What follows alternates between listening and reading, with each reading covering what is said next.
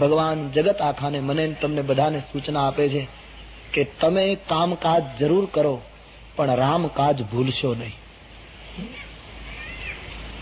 જીવને ઈશ્વર કહે મેં તને માતાના ગર્ભમાંથી મુક્ત કર્યો, મેં તને માં આપી, પિતા આપ્યો, કુટુંબ આપ્યું, તને મોટો કર્યો, તારા લગ્ન થયા, પત્ની મળી, ભોગો મળ્યા, સુખ મળ્યું, બધું મળ્યું, તું ભોગવ પ્રભુ કહે. પણ તારે મારું કાર્ય કરવાનું છે. જીવ તે ગર્ભમાં મને કહ્યું છે કે તમે મને આમાંથી મુક્ત કરશો તો તમારું સ્મરણ નહીં ચૂકું. તારે ભક્તિ પ્રાપ્ત કરવાની છે. સીતા ક્યાં છે એની તલાશ કરવાની છે. પ્રત્યેક સુગ્રીવો પાસે ભગવાન આ યાચના કરે છે. કથા મારી તમારી લાગે છે.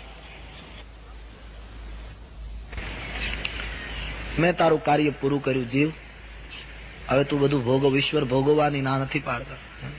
ભગવાનને ખબર છે કે સંસારી જીવને આ વસ્તુઓ સંસારના વ્યવહારોથી બિલક કરવા મુશ્કેલ છે.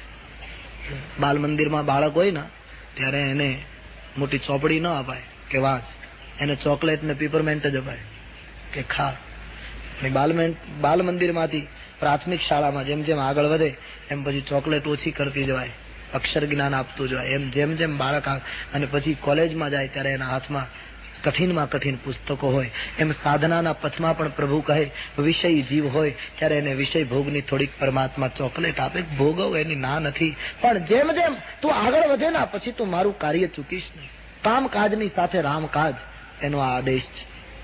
તુલસીદાસજીએ જગતને બતાવ્યું ઋતુ એક નથી રહેતી, ઋતુઓ બદલ્યા જ કરે છે. એમ પરમાત્મા જીવને સુખની ઋતુ આપે ત્યારે જીવે ભૂલવું ન જોઈએ અને સાવધાન રહેવું જોઈએ કે સુખની વર્ષા થાય પછી પાછી દુઃખની ઋતુ પણ શરૂ થતી હોય છે. આ તો ઋતુ છે, જીવને તો બદલ્યા જ કરે છે. તુલસીદાસજીએ લખ્યું છે વર્ષા વિગત શરદ ઋતુ આવી પણ સુધીન તાત સીતા કે પાઈ. હે લક્ષ્મણ, વર્ષા ગઈ, શરદ ઋતુ આવી ગઈ, હજી આપણે સીતાજીના સમાચાર મેળવી શક્યા નહીં. કોઈ જગ્યાએ સીતા જીવતા હોય તો કોઈ પણ રીતે આપણે એને પ્રાપ્ત કરવા જોઈએ. અને હે લક્ષ્મણ, સુગ્રીવ અહીં સુધી મોરી બિસારી. સુગ્રીવ આપણું કાર્ય ચૂકી ગયો, આપણી સુધી ભૂલી ગયો. એને વચન આપ્યું હતું આપણને કે વાલીના વિનાશ પછી મહારાજ હું સીતાજીની તલાશી માટે પૂરો પ્રયાસ કરીશ, પણ એ કામ ભૂલી ગયો છે. કારણ પાવા રાજકોષ પૂરનારી. એને રાજ્ય મળી ગયું, ખજાનો મળી ગયો, વૈભવ મળી ગયો, પત્ની મળી ગઈ. હવે આપણી શું જરૂર? બસ બધાની મોટા ભાગે આ દશા છે આપણી સ્થિતિ. ઈશ્વર માટે આપણે બધા વચનો આપ્યા હોય કે અમે આમ કરીશું, પણ જયારે બધી સગવડ મળે છે ત્યારે આજકાલ નહીં, લોકો બરાબર બધું ભણે, ભગવાન દરેક રીતે સુખી કરે, પછી એવી વાતો કરે અમે ભગવાનમાં માનતા નથી. આ કઈ આ ગૌરવ લેવા જેવી વાત છે?